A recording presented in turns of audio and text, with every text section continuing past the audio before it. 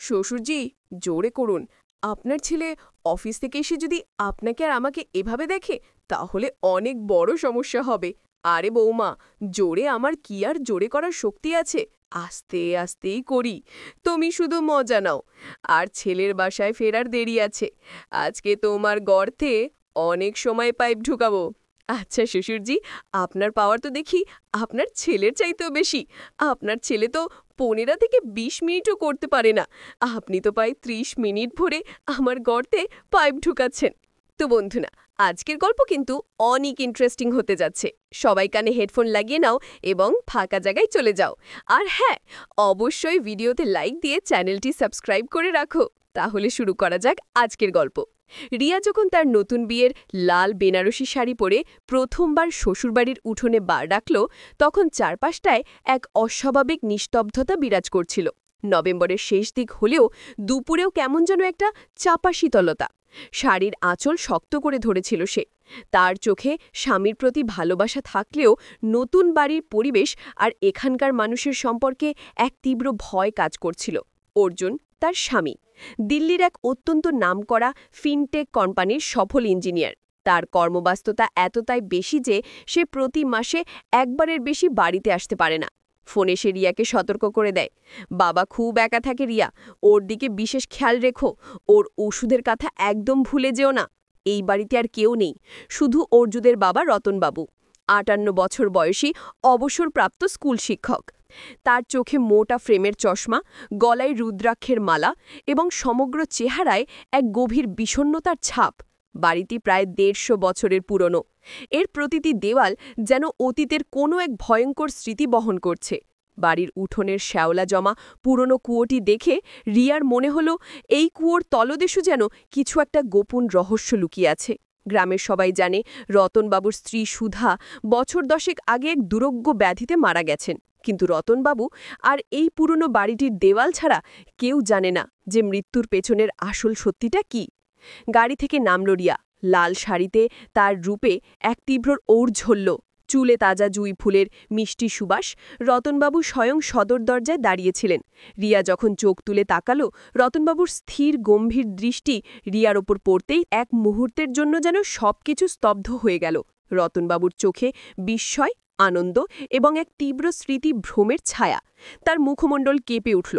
তিনি দীর্ঘশ্বাস ফেলে হেসে বললেন, বৌমা, তোমাকে দেখে মনে হলো যেন আমার হারানো বউ সুধা আবার ফিরে এসেছে। রিয়ার মুখের সঙ্গে সুধার মুখের এই হুবহু সাদৃশ্য রতনবাবুকে মুহূর্তেই অতীতের এক ভয়ঙ্কর অধ্যায়ে ফিরিয়ে নিয়ে গেল। রিয়া লজ্জায় মাথা নিচু করল, কিন্তু তার কৌতূহলী চোখে এই মানুষটির ভেতরের গোপন অন্ধকারকে জানার এক তীব্র আকাঙ্ক্ষা জ্বলে উঠছিল। প্রথম রাতে অর্জুন রিয়ার কাছ থেকে দূরে থেকেও গভীর উদ্বেগ নিয়ে ফোন করল, সব ঠিক আছে তো রিয়া? বাবাকে কিছু বলেছে? রিয়া কোনো মতে নিজেকে সামলে ধরা গলায় উত্তর দিল, হ্যাঁ, বাবা ঠিক আছেন। তার কণ্ঠে এক তীব্র কম্পন, যা অর্জুন বুঝতে পারল না। রাতে রিয়া রতনবাবুর ঘরে গেল তার ওষুধ দেবার জন্য। ঘরের আবহাওয়া ছিল ভারী, ধূপের গন্ধ আর পুরনো বইয়ের মলাটের গন্ধ। টেবিলের ওপর সাজানো ওষুধের শিশিগুলো, তার ঠিক পাশেই একটা পুরনো কাঠের ফ্রেমে বাঁধানো একটা সাদা কালো ছবি। ছবিতে এক অপরূপা মহিলা, যার মুখ রিয়ার মুখের হুবহু প্রতিচ্ছবি। তিনি লাল শাইটে সেজে আছেন এবং তার চোখে একই রকমের এক অপলক দৃষ্টি। রিয়া ছবিটার দিকে বেশ কিছুক্ষণ তাকিয়ে রইল। রতনবাবু রিয়ার দিকে না তাকিয়ে ফিসফিস করে বললেন, উনি মারা যাননি বৌমা, জানো তো? উনি পালিয়ে গিয়েছিলেন আমাকে ছেড়ে অন্য একজনের সঙ্গে। রিয়ার শরীরে কাঁটা দিল। কার সঙ্গে? রতনবাবু ধীরে ধীরে রিয়ার দিকে মুখ ফেরালেন। তার চোখে তখন গভীর এক বিদ্বেষ। আমার ভাই রাকেশের সঙ্গে। আমার ভাই আমার সবকিছু কেড়ে নিয়েছিল, সুধাকে ছেড়ে ওর সঙ্গে চলে গিয়েছিল, গ্রাম ছেড়ে চিরতরে।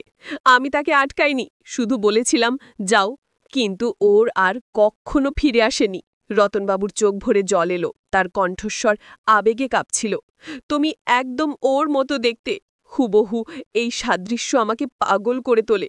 এই কথা বলার সময় তার চোখে যেন প্রতিশোধের এক শীতল আগুন জ্বলে উঠল। তিনি যেন সুধার প্রতিকৃতি রিয়ার মধ্যে দেখতে পাচ্ছিলেন।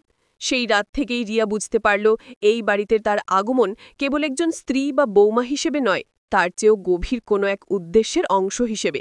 সেই রাতে রিয়া ঘুমোতে পারল না। সে বারান্দায় গিয়ে দেখল রতনবাবু একাকী অন্ধকারে দাঁড়িয়ে সিগারেট খাচ্ছেন।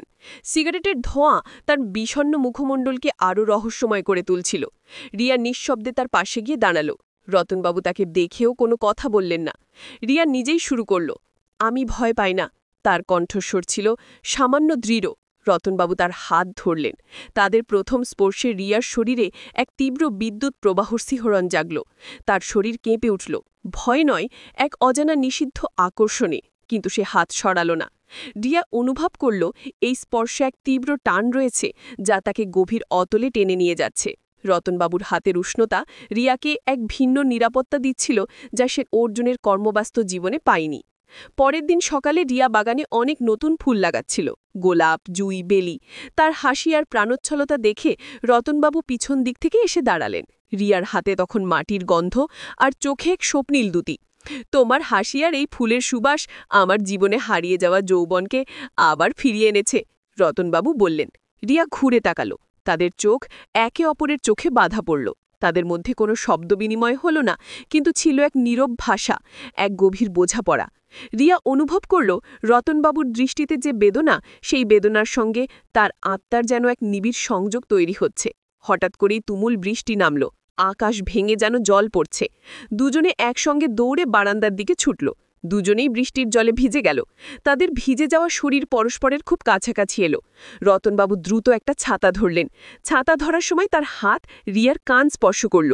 রিয়া আবার কেঁপে উঠল। সে এখন রতনবাবুর খুব কাছে। এটা ভুল, রিয়া ফিসফিস করে বলল। তার গলায় ছিল দ্বন্দ্বর সুর।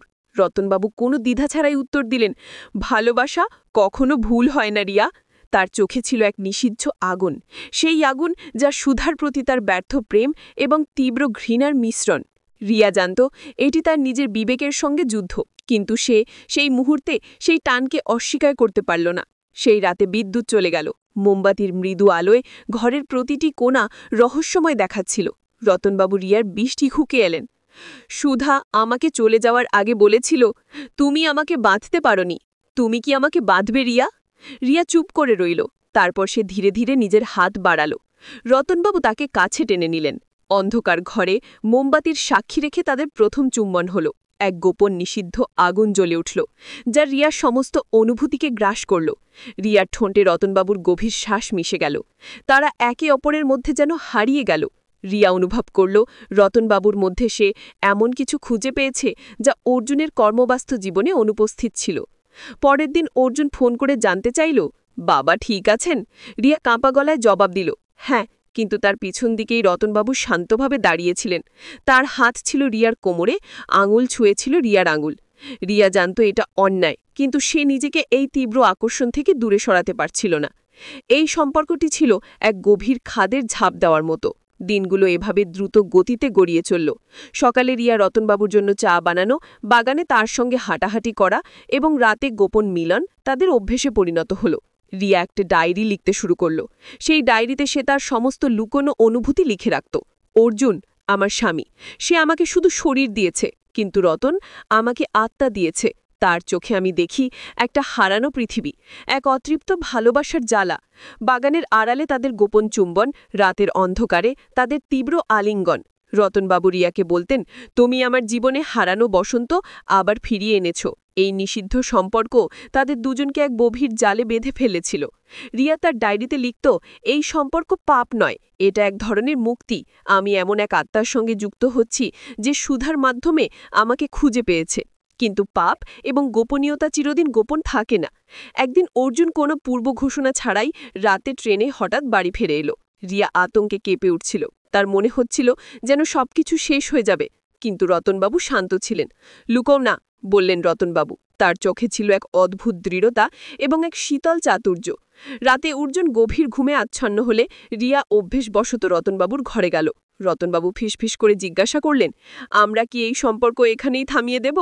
রিয়া একটি আবেগ নিয়ে উত্তর দিল, না, তাদের ভালোবাসার বাঁধন ততদিনেও এতটাই মজবুত হয়ে গেছে যে সেখান থেকে বেরোনো অসম্ভব। পরের দিন সকালে অর্জুন ঘুম থেকে উঠে দেখে রিয়ার ডায়েরিটা বিছানায় খোলা পড়ে আছে। সেখানে বড় বড় অক্ষরে লেখা, রতন আমার আত্মা। অর্জুন ডায়েরিটা হাতে নিয়ে চিৎকার করে উঠল। তার কণ্ঠস্বর ছিল বিশ্বাসে আঘাত লাগা এক তীব্র আর্তনাদ। বাবা, তুমি এই কি করেছ? রিয়া। রতনবাবু হাসলেন, শান্ত একটি হাসি। তার মুখে ছিল এক গভীর সন্তোষ। তোর মা আমার ছোট ভাই রাকেশের সঙ্গে পালিয়ে গিয়েছিল, এখন আমি তার প্রতিশোধ নিচ্ছি।